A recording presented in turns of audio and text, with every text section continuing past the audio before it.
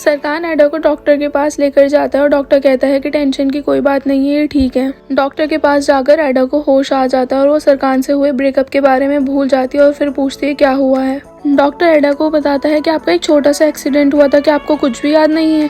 एडा कहती है नहीं, लेकिन मैं अब बिल्कुल ठीक हूँ। डॉक्टर उसे समझाता है और कहता है कि मेरी एक एडवाइस है, आप आज रात सोना मत और जितना हो सके जागती रहना, वरना आपके ऐसा करने से आपके दिमाग पर बुरा असर पड़ेगा। ये सुनकर सरकान कहता है ठीक है और डॉक्टर से पूछता है क्या मुझे इसे हॉस्पिटल लेकर जाना चाहिए, क्योंकि ये मुझसे नफरत करती है और इसे इस टाइम कुछ भी याद नहीं है। डॉक्टर कहता है नहीं, आप टेंशन मत लो, ये बिल्कुल ठीक है, ये बस शॉक की वजह से हुआ है और ये अपने आप ठीक हो जाएंगी। और वहीं दूसरी तरफ जेरिन भी एडा के लिए बहुत परेशान हो रही होती है और बोलती है उसने मैसेज किया है कि वो सरकान के साथ है, लेकिन ऐसा कैसे हो सकता है, ज़रूर कुछ हुआ है। जेरिन की बातें सुनकर पिरिल और एंगिन उसे समझाते हैं और एंगिन कहता है कि हो सकता है उनका पैचअप हो गया हो। सरकान एंगिन को कॉल करके बताता है कि एडा ठीक है, लेकिन इंजरी की वजह से उसे लगता है कि हम लोग कपल हैं और उसको कोई प्रॉब्लम ना हो, इसीलिए मैं उसे अपने घर लेकर जा रहा हूँ, क्योंकि वहाँ से हॉस्पिटल पास है। एंगिन कहता है ठीक है और कुछ ज़रूरत हो तो मुझे कॉल कर देना। बाद में एंगिन जेरिन और पिरिल को बताता है कि सरकान और एडा बिल्कुल ठीक है और वो कुछ टाइम अकेले रहना चाहते हैं। एडा सरकान से पूछती है हम कहाँ जा रहे हैं। सरकान कहता है मेरे घर, क्योंकि डॉक्टर ने बोला है तुम्हें रात भर जागने के लिए और वहाँ से हॉस्पिटल भी पास में है। ये सुनकर एडा सरकान से कहती है मैं तुम्हारे साथ कहीं भी जा सकती हूँ, और फिर एडा सॉन्ग चलाती है और उसे सब याद आ जाता है और कहती है अभी के अभी कार से उतरो। सरकान बोलत। ये सुनकर सरकान हंसने लगता है और कहता है वेलकम बैक एडा यिल्दिज। एडा कहती है कार रोको और तुम कैसे इस सिचुएशन का फ़ायदा उठा सकते हो। सरकान एडा को अपने घर लेकर जाता है, लेकिन एडा कार से नहीं उतरती और बोलती है मैं टैक्सी बुला रही हूँ, मुझे घर जाना है। सरकान कहता है तुम नहीं जा सकती क्योंकि डॉक्टर ने तुम्हें ज़्यादा ट्रैवल करने के लिए मना करा है। एडा कहती है मैं ठीक हूँ और मुझे घर जाना है। और सरकान कहता है तुम अपनी आंटी को क्या बताओगी, तुम्हें उनके लिए बुरा नहीं लग रहा, जब वो तुम्हें ऐसे देखेंगी तो उन्हें कितना दुख होगा। और तुम टेंशन मत लो, यहाँ तुम और मैं अलग रूम में ही रहेंगे और जैसे ही सुबह हो जाएगी हम अपने घर वापस चले जाएंगे। सुनकर एडा अंदर चली जाती है और अंदर जाकर एडा और सरकान पुरानी बातें याद करने लगते हैं। जेरिन फीफी से कहती है वो दोनों कैसे पैचअप कर सकते हैं, मुझे कुछ भी समझ नहीं आ रहा। फीफी कहती है असल में सवाल ये है क्या उन्होंने सच में पैचअप किया भी है या नहीं, क्योंकि जो भी सरकान ने एडा के साथ किया है एडा उसे इतनी आसानी से माफ़ नहीं करेगी। इतने में एडा की कॉल आ जाती है और फीफी पूछती है क्या एडा तुम ठीक हो। एडा उसे बताती है नहीं, मैं सरकान के घर पर हूँ और यहाँ हर जगह मुझे अपने पुराने मोमेंट्स याद आ रहे हैं जब मैं कुछ दिन पहले सरकान के साथ यहाँ आई थी। जेरिन पूछती है क्या हम तुम्हें वहाँ लेने आ जाएं। एडा कहती है नहीं, मेरा एक छोटा सा एक्सीडेंट हुआ है, लेकिन मैं ठीक हूँ और उसकी वजह से मैं भूल गई थी कि सरकान और मेरा ब्रेकअप हो गया है, लेकिन अब मुझे सब याद आ गया है। और मुझे एक बात बिल्कुल भी समझ नहीं आ रही, जब मुझे ये याद नहीं था कि हमारा ब्रेकअप हो गया है तो मैंने अपना सर सरकान के कंधे पर रखा था और उसने बोला था कि इस पल को हमेशा के लिए कैद करने के लिए वो कुछ भी कर सकता है, लेकिन उसने मुझसे खुद ब्रेकअप किया है, तो वो ये सब क्यों बोल रहा है, मुझे ये समझ नहीं आ रहा। फीफी कहती है तुम्हारा एक्सीडेंट हुआ था और उस टाइम तुम भूल गई थी और तुम्हें कुछ बुरा ना लगे इसलिए उसने ये सब बोला होगा। एडा कहती है नहीं, उसने ये सब दिल से बोला था और ज़रूर कुछ ना कुछ हुआ है, कोई तो रीज़न है जिसकी वजह से ये सब उसने करा है। जेरिन कहती है तुम ज़्यादा मत सोचो, अभी तुम्हारा एक्सीडेंट हुआ है, बस अपने ऊपर ध्यान रखो और आराम करो। रात को एडा सरकान से पूछती तुम मेरे लिए सब क्यों कर रहे हो। सरकान कहता है अगर मेरे किसी और एम्प्लॉय के साथ भी ऐसा कुछ होता ना तो तब भी मैं यही करता, तो प्लीज़ ये मत सोचो कि मैं ये सब तुम्हारे लिए कर रहा हूँ। एडा के फ़ोन पर एफए का फ़ोन आता है और वो पूछता है कि तुम कैसी हो, मैं तुमसे मिलने तुम्हारे घर आ रहा हूँ। एडा कहती है मैं ठीक हूँ और मैं सरकान के घर हूँ, तो मैं तुमसे कल मिलती हूँ। एडा सो जाती है और सरकान उसको उठाता है और कहता है क्या हम बात कर सकते हैं। एडा कहती है हाँ ठीक है, लेकिन मेरे पास कुछ है नहीं बात करने के लिए, इसीलिए तुम बोलो।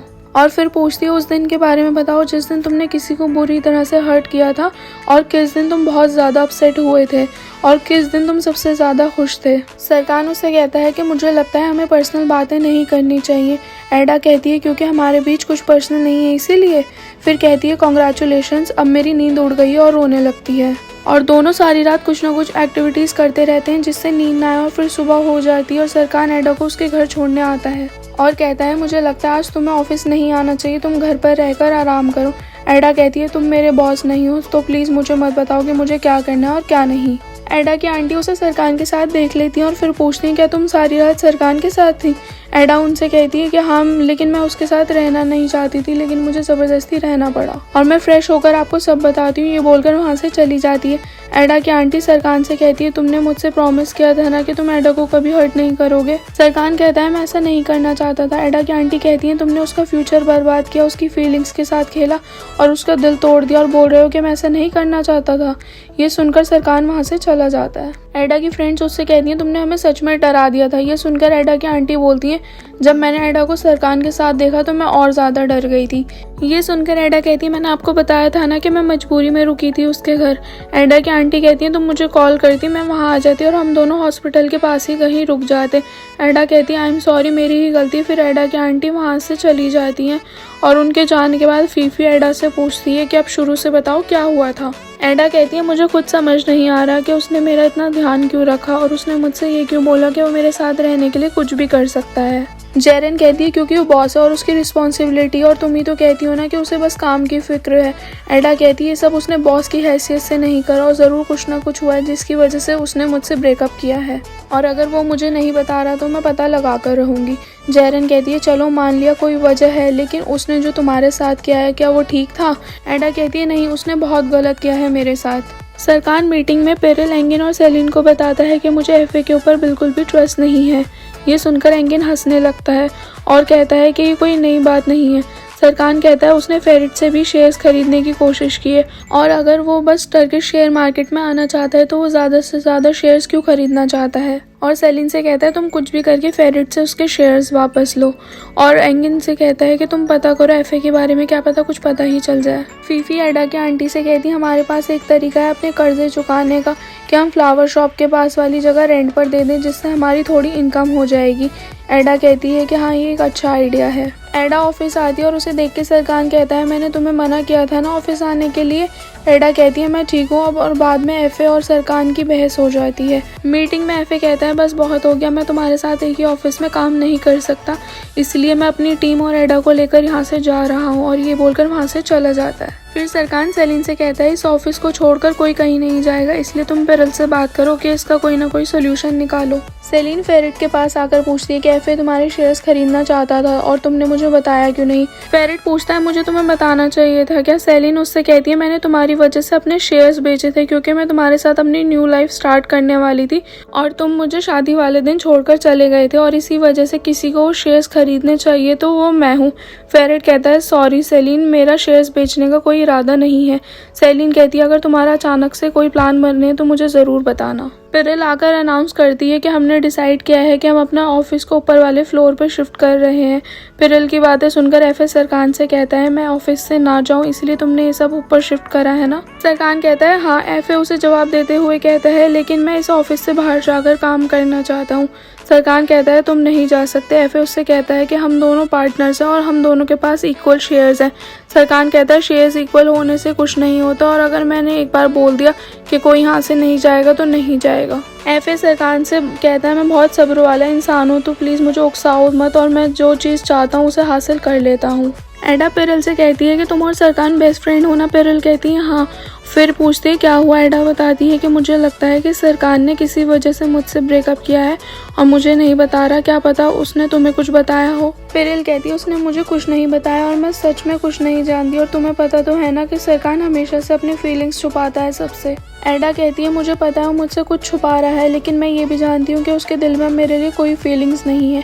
एडा की बातें सुनकर पेरिल उसे बताती है कि कल जब तुम हमें कहीं मिल नहीं रही थी ना, हमने बहुत जगह ढूंढा। सरकान बस एक ही जगह खड़े होकर कहने लगा कि मेरा दिल कह रहा है एडा यहीं कहीं है, और अगर ये सब तुम्हारे लिए फीलिंग्स नहीं है तो मुझे नहीं पता फिर ये सब क्या है।